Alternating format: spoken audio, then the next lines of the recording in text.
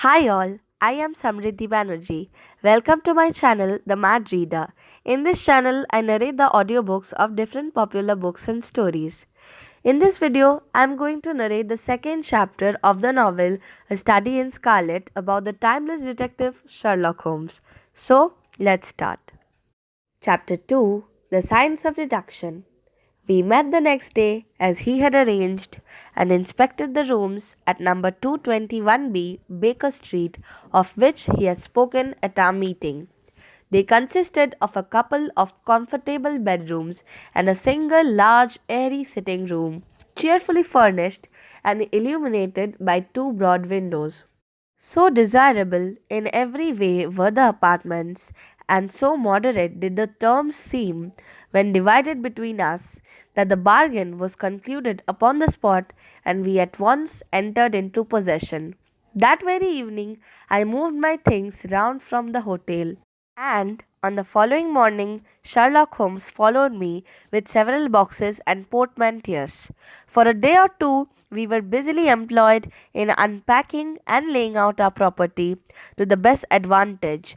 That done, we gradually began to settle down and to accommodate ourselves to our new surroundings. Holmes was certainly not a difficult man to live with. He was quiet in his ways, and his habits were regular. It was rare for him to be up after 10 at night, and he had invariably breakfasted and gone out before I rose in the morning. Sometimes he spent his day at the chemical laboratory, sometimes in the dissecting rooms, and occasionally in long walks which appeared to take him into the lowest portions of the city. Nothing could exceed his energy when the working fit was upon him, but now and again a reaction would seize him, and for days on end he would lie upon the sofa in the sitting room, hardly uttering a word or moving a muscle from morning to night. On these occasions I have noticed such a dreamy, vacant expression in his eyes that I might have suspected him of being addicted to the use of some narcotic had not the temperance and the cleanliness of his whole life forbidden such a notion.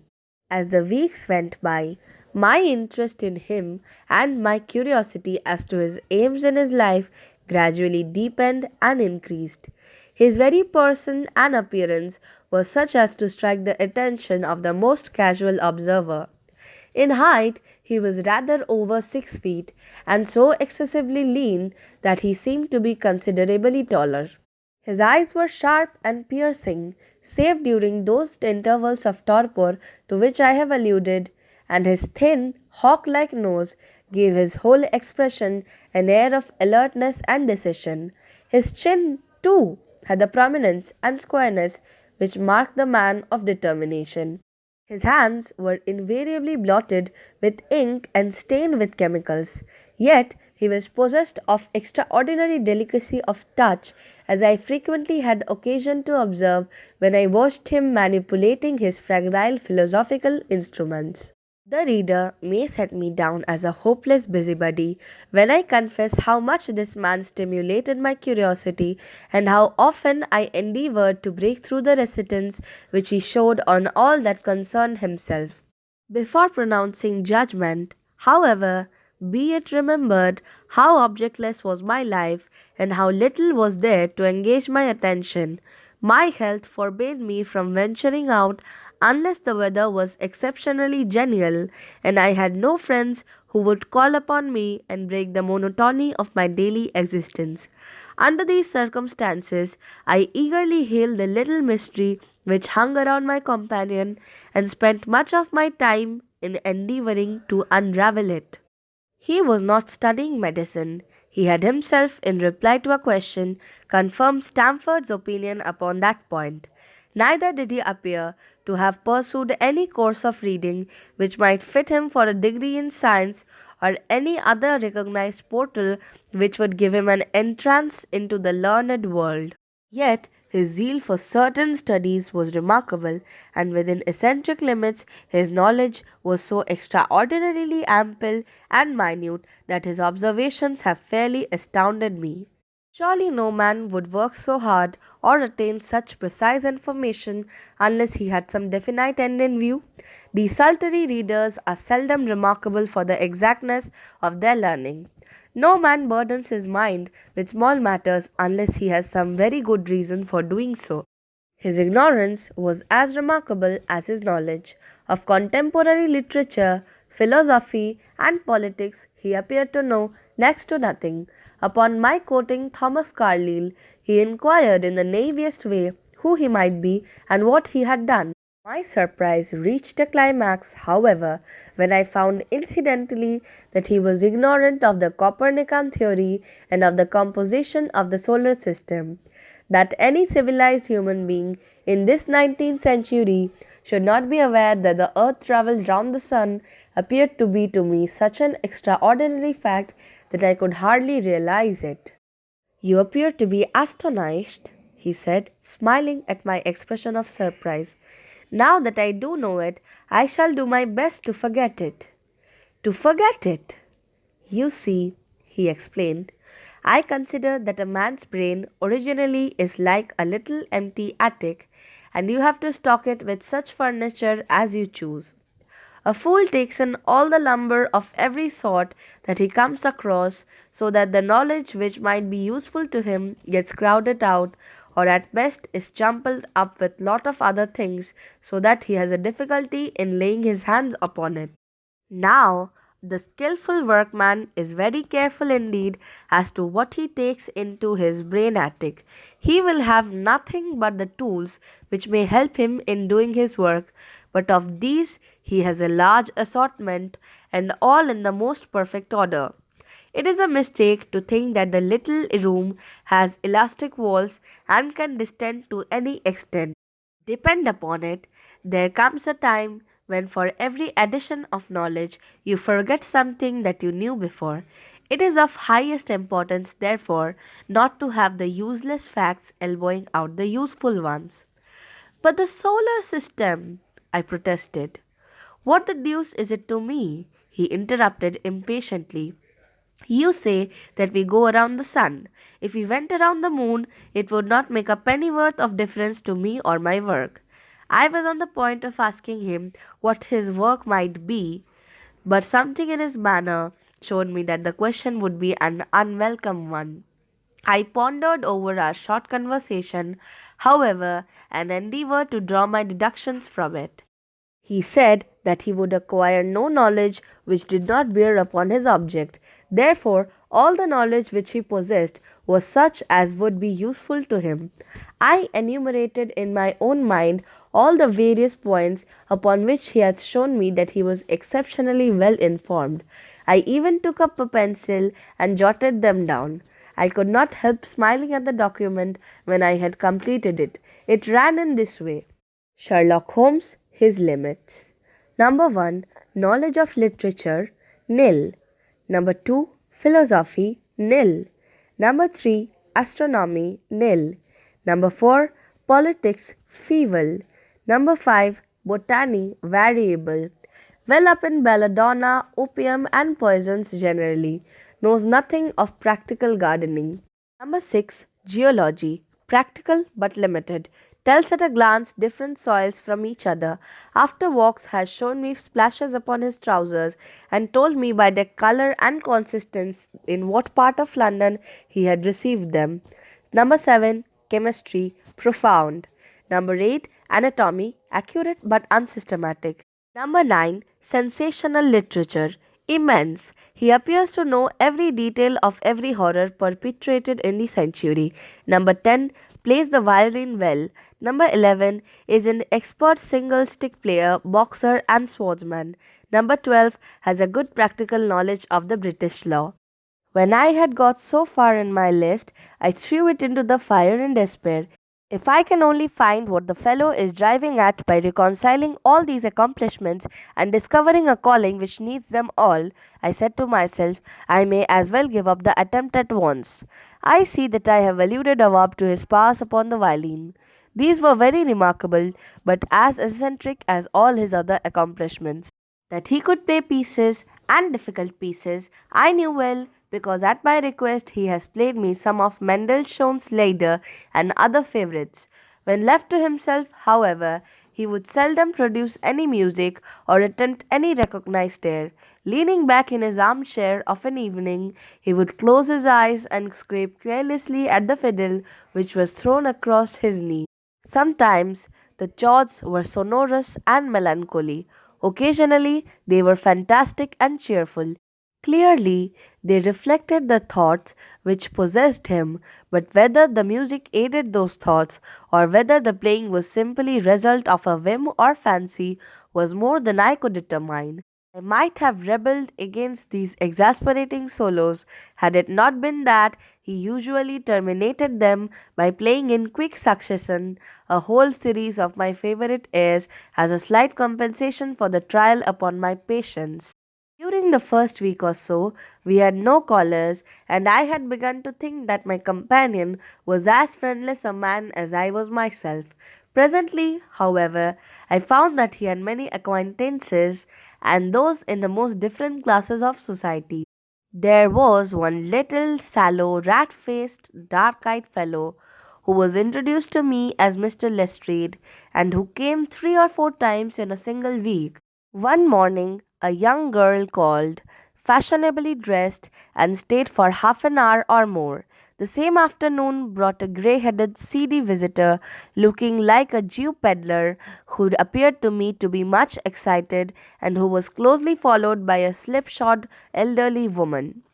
On another occasion, an old white haired gentleman had an interview with my companion, and on another, a railway porter in his velveteen uniform. When any of these nondescript individuals put in an appearance, Sherlock Holmes used to beg for the use of the sitting room, and I would retire to my bedroom. He always apologized to me for putting me to this inconvenience. I have to use this room as a place of business, he said, and these people are my clients. Again, I had opportunity of asking him a point blank question, and again my delicacy prevented me from forcing another man to confide in me.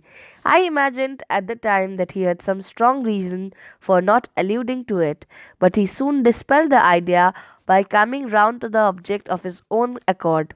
It was upon the 4th of March, as I have good reason to remember, that I rose somewhat earlier than usual and found that Sherlock Holmes had not yet finished his breakfast.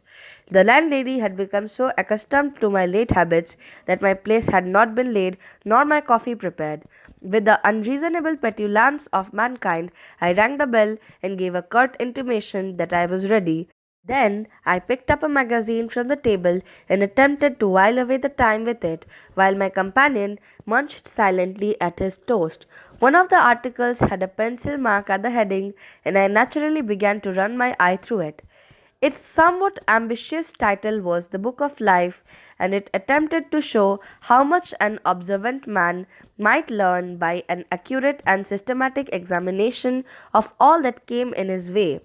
It struck me as being a remarkable mixture of shrewdness and of absurdity.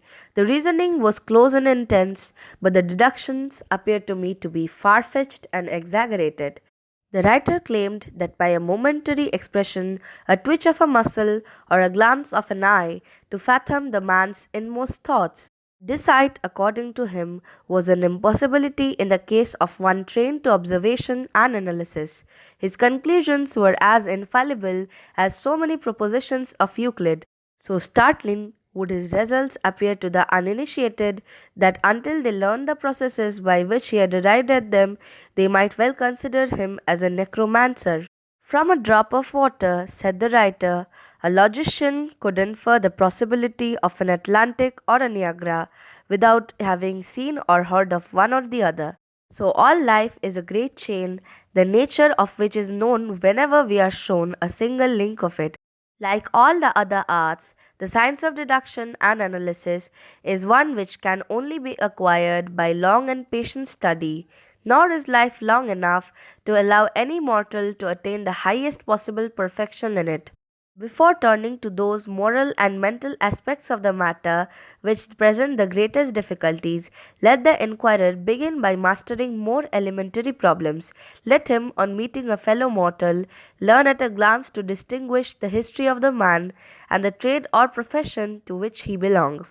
Puerile as such an exercise may seem, it sharpens the faculties of observation and teaches one where to look and what to look for. By a man's fingernails, by his coat sleeve, by his boot, by his trouser knees, and by the callosities of his forefinger and thumb, by his expression, by his shirt cuffs, by each of these things, a man's calling is plainly revealed. That all united should fail to enlighten the competent inquirer in any case is almost inconceivable. What ineffable twaddle! I cried, slapping the magazine down on the table. I never read such rubbish in my life. What is it? Asked Sherlock Holmes. Why, this article, I said, pointing at it with my egg spoon as I sat down to my breakfast. I see that you have read it since you have marked it. I don't deny that it is smartly written. It irritates me though. It is evidently the theory of some armchair lounger who evolves all these neat little paradoxes in the seclusion of his own study. It is not practical. I should like to see him clapped down in a third class carriage on the underground and asked to give the trade of all his fellow travellers. I would lay 1,000 to 1 against him. You would lose your money, Sherlock Holmes remarked calmly. As for the article, I wrote it myself. You? Yes, I have turned for both observation and for deduction. The theories which I have expressed there, and which appear to you to be so chimerical, are really extremely practical, so practical that I depend upon them for my bread and cheese. And how? I asked involuntarily. Well, I have a trade of my own. I suppose I am the only one in the world. I am a consulting detective, if you can understand what that is. Here in London, we have lots of government detectives and lots of private ones. When these fellows are at fault, they come to me and I manage to put them on the right scent. They lay all the evidence before me, and I am generally able, with the help of my knowledge of the history of crime, to set them straight. There is a strong family resemblance about the misdeeds, and if you have all the details of 1,000 at your finger ends, it is odd if you can't unravel the 1,001st. Lestrade is a well known detective. He got himself into a fog recently over a forgery case, and that was what brought him here. And these other people? They are mostly sent on by private inquiry agencies. They are all people who are in trouble about something and want a little enlightening. I listen to their story, they listen to my comments, and then I pocket my fee. But do you mean to say, I said, that without leaving your room you can unravel some knot which other men can make nothing of, although they have seen every detail for themselves? Quite so. I have a kind of intuition that way. Now and again a case turns up which is a little more complex, then I have to bustle about and see things with my own eyes. You see, I have a lot of special knowledge which I apply to the problems and which facilitates the matters wonderfully. Those rules of deduction laid down in that article which aroused your scorn are invaluable to me in practical work. Observation with me is second nature. You appeared to be surprised when I told you on our first meeting that you had come from Afghanistan. You were told, no doubt. Nothing of the sort. I knew you came from Afghanistan. From the long habit, the train of thoughts ran so swiftly through my mind that I arrived at the conclusion without being conscious of intermediate steps. There were such steps, however. The train of reasoning ran. Here is a gentleman of a medical type, but with the air of a military man. Clearly an army doctor, then. He has just come from the tropics, for his face is dark, and that's not the natural tint of his skin, for his wrists are fair. He has undergone hardship and sickness, as his haggard face says clearly. His left arm has been injured. He holds it in a stiff and unnatural manner. Where in the tropics could an English army doctor have seen much hardship and got his arm wounded? Clearly in Afghanistan. The whole train of thought did not occupy a second. Then I remarked that you had came from Afghanistan and you were astonished. It is simple enough as you explain it, I said, smiling. You remind me of Edgar Allan Poe's Dupin. I had no idea that such individuals did exist outside of stories. Sherlock Holmes rose and lit his pipe. No doubt you think that you are complimenting me in comparing me to Dupin, he observed. Now, in my opinion, Dupin was a very inferior fellow. That trick of his breaking on his friend's thoughts with an apropos remark after a quarter of an hour's silence is really very showing and superficial. He had some analytical genius, no doubt, but he was by no means such a phenomenon as Poe appeared to imagine. Have you read Gabarow's works? I asked. Does Lake come up to your idea of a detective? Sherlock Holmes sniffed sardonically. Lake was a miserable bungler, he said in an angry voice. He had only one thing to recommend him, and that was his energy. That book made me positively ill. The question was how to identify an unknown prisoner. I could have done it in 24 hours. Lake took 6 months or so. It might be made a textbook for detectives to teach them what to avoid. I felt rather indignant at having two characters whom I had admired treated in this cavalier style. I walked over to the window and stood looking out into the busy street. This fellow may be very clever, I said to myself, but he is certainly very conceited. There are no crimes and no criminals in these days, he said querulously. What is the use of having brains in our profession? I know it well that I have in it me to make my name famous. No man lives or has ever lived who has brought the same amount of study and of natural talent to the detection of crime which I have done. And what is the result? There is no crime to detect, or at the most, some bungling villainy with a motive so transparent that even a Scotland Yard official can see through it. I was still annoyed at his bumptious style of conversation. I thought it best to change the topic. I wonder what that fellow is looking for, I asked, pointing to a stalwart, plainly dressed individual who was walking slowly down the other side of the street, looking anxiously at the numbers. He had a large blue envelope in his hand and was evidently the bearer of a message. You mean the retired sergeant of marines? Said Sherlock Holmes. Brag and bounce, thought I to myself. He knows that I cannot verify his guess. The thought had hardly passed through my mind when the man whom we were watching caught sight of the number on our door and ran rapidly across the roadway. We heard a loud knock, a deep voice below, and heavy steps ascending the stair. For Mr. Sherlock Holmes, he said, stepping into the room and handing my friend the letter. Here was an opportunity of taking the conceit out of him. He little thought of this when he had made that random shot. May I ask, my lad, I said in the blandest voice, what your trade may be? Commissioner, sir, he said gruffly. Uniform away for repairs. And you were? I asked with a slightly malicious glance at my companion. A sergeant, sir. Royal Marine Light Infantry, sir. No answer? Right, sir. He clicked his heels together, raised his hand in a salute, and was gone. Thank you for hearing this audiobook. If you like this video, do click on the like button, and if you like my channel and want more videos of this sort, click on the subscribe button and press the bell icon. Also, share the videos to your friends and relatives. Finally, write your valuable opinions in the comments section as it helps me to get motivated and improve my videos. Thank you.